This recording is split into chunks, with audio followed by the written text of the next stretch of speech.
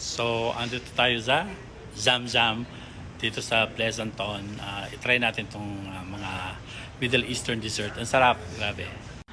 So, ayan siya yung Zamzam Arabic na mga dessert. Di ba?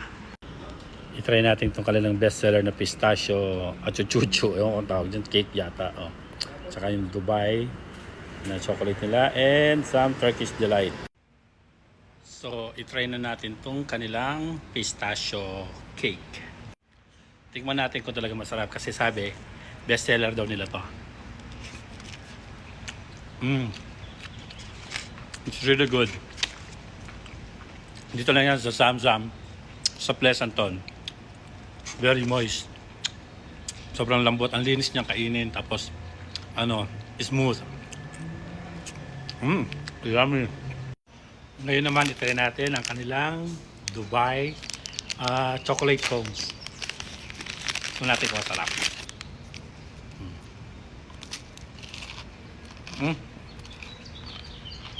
Ang harap. Actually, mas masarap pa doon sa chocolate bar na Dubai chocolate. Yummy.